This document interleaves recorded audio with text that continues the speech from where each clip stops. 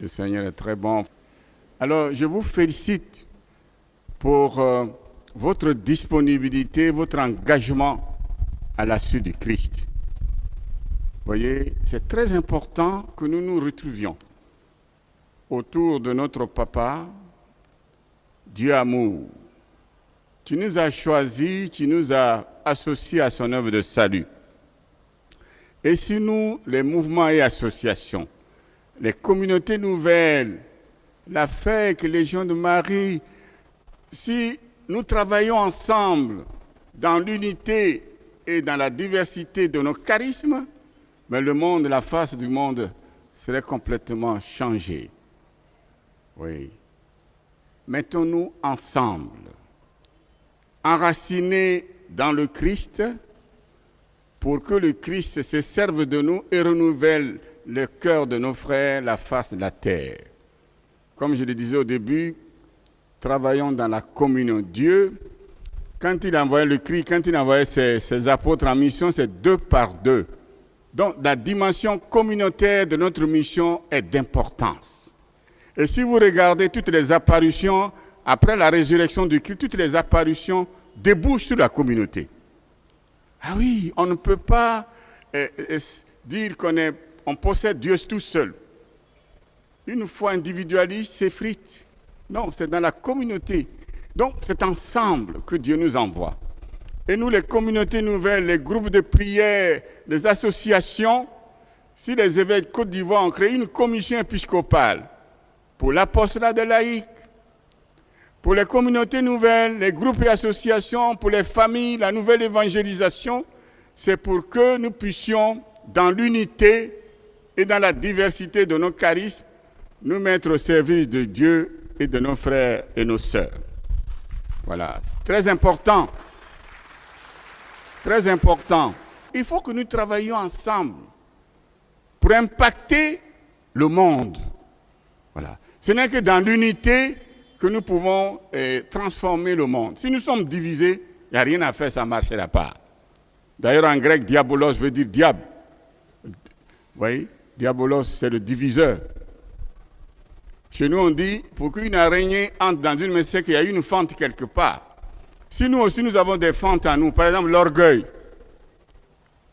la fascination du gain matériel facile, l'idolâtrie de l'argent, qui fait que aujourd'hui, tu n'as rien, tu n'es rien. Non, nous devons aller au-delà de cet esprit du monde, pour que par nous, Dieu irrigue la vie du monde. C'est très important, c'est pour cela que j'ai demandé à des groupes, à des communautés nouvelles, pour qu'on termine notre année pastorale par une retraite. Il a dit clairement, le Christ l'a dit, ce n'est pas vous qui m'avez choisi, c'est moi qui vous ai choisi, pour que vous partiez, que vous portiez du fruit et que votre fruit demeure. Ailleurs dit, sans moi, vous ne pouvez rien faire. Donc, normalement, nos communautés nouvelles, groupes de prière, associations, les familles, nous devons nous organiser de telle sorte que nous soyons enracinés dans l'intimité du Seigneur. Que ce soit le pape, les évêques, les prêtres, les diacres, les catéchistes, les religieux, religieuses, les chrétiens, qui ne soignent pas sa qualité de relation avec le Christ, c'est du vent.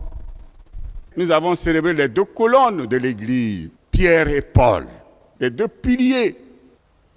Vous connaissez leur vie. Pierre, le premier pape de l'Église, a renié Jésus. Jésus lui a dit, arrière de moi, Satan, tu es un obstacle sur mon chemin. Premier pape de l'Église, Satan.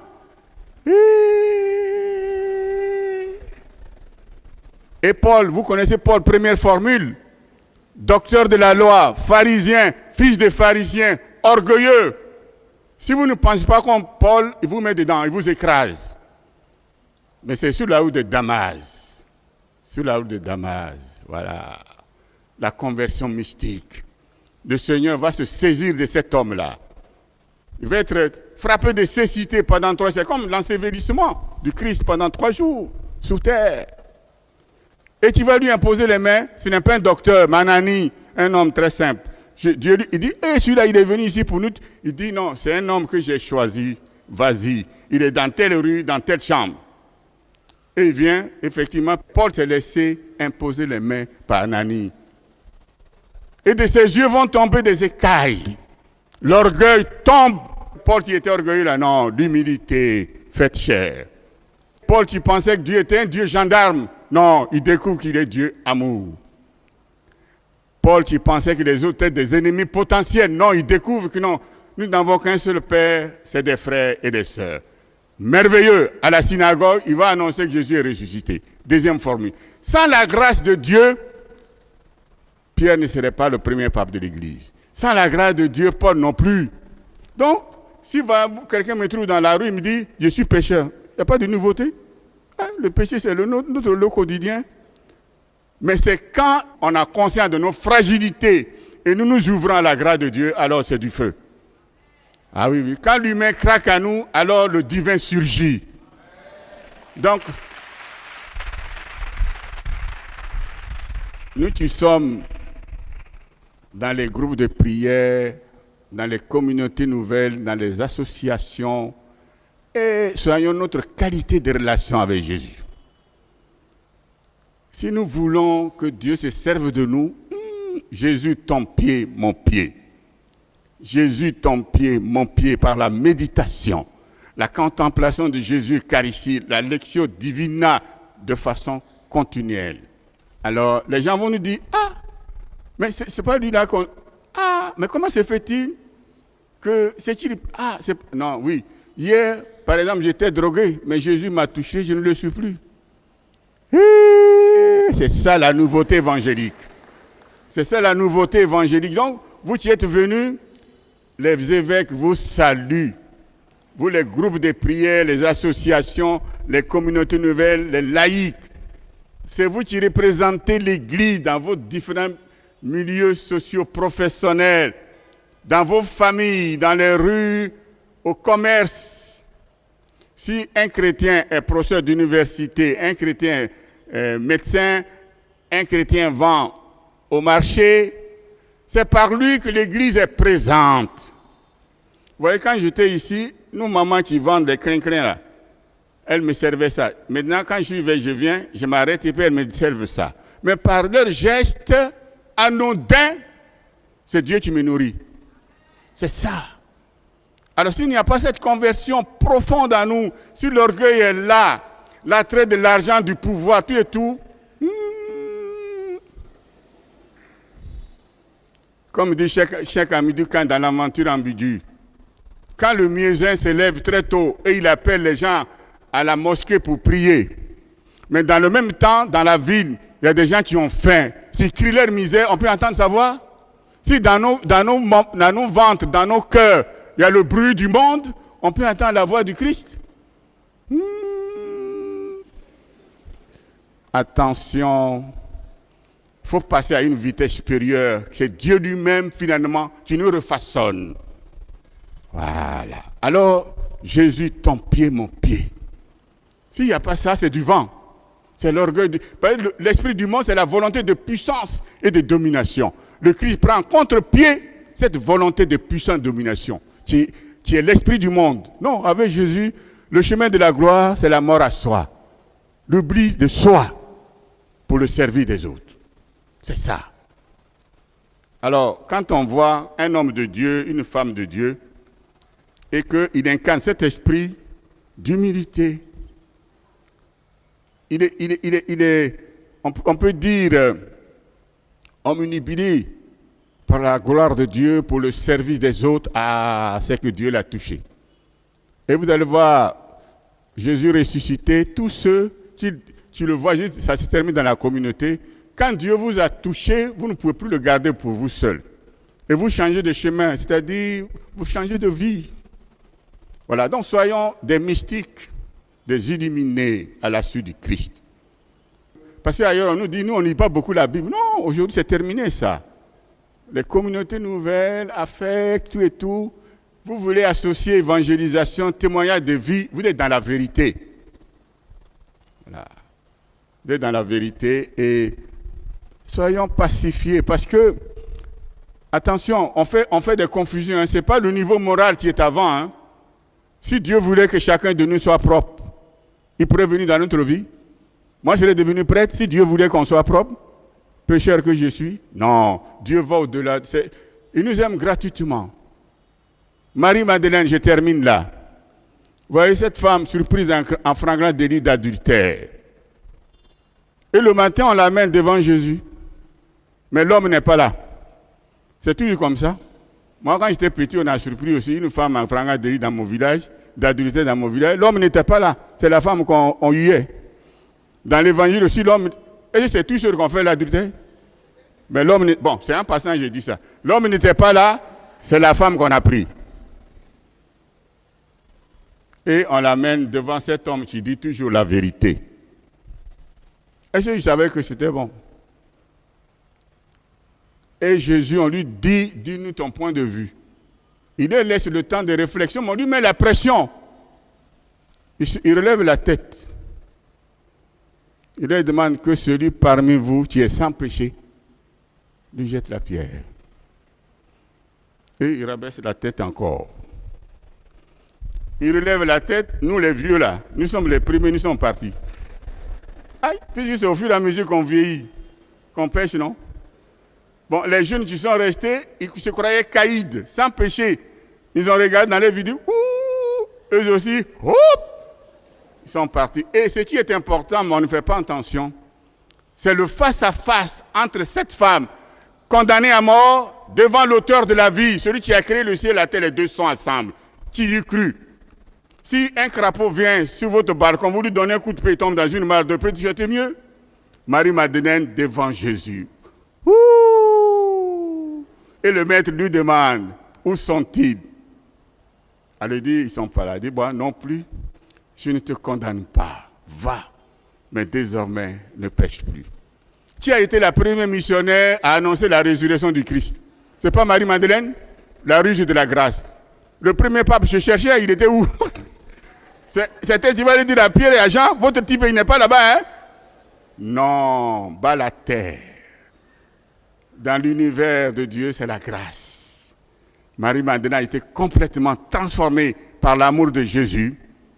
Ouh. Alors, Jésus, ton pied, mon pied.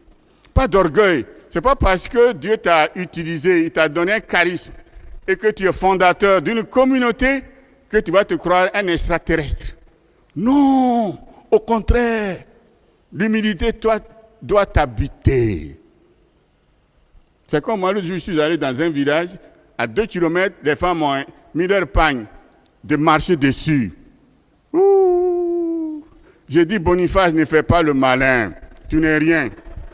Tu n'es rien. Si tu étais venu ici dans ce village en tant que Boniface Ziri, tu allais venir sur la route. C'est à cause de Jésus, hein, donc toi et le profil bas.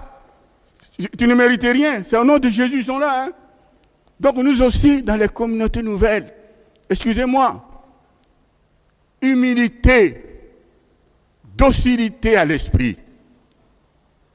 On ne rentre pas, justement nous, on n'a pas dans ça. Parce qu'il y a une journaliste qui est venue me voir, qui voulait faire une interview, il dit non, les communautés nouvelles, non, c'est l'argent, les gourous, les dîmes, tu es tout, les gens ne vont même plus dans les paroisses. Il dit, ah, ma fille, moi je viens d'arriver, hein.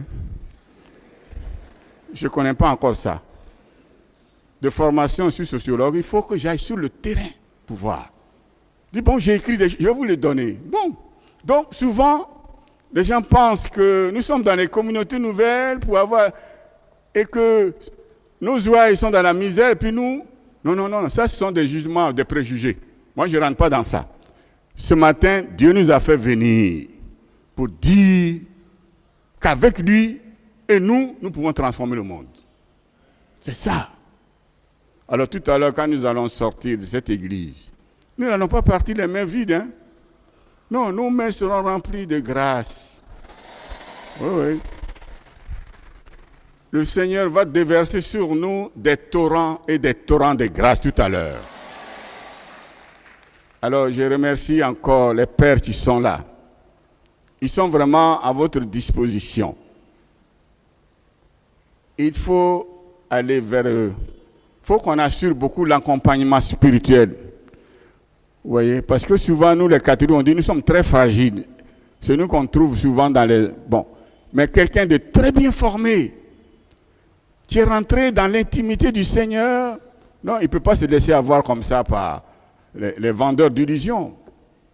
Donc, formation profonde, amitié sincère avec Jésus.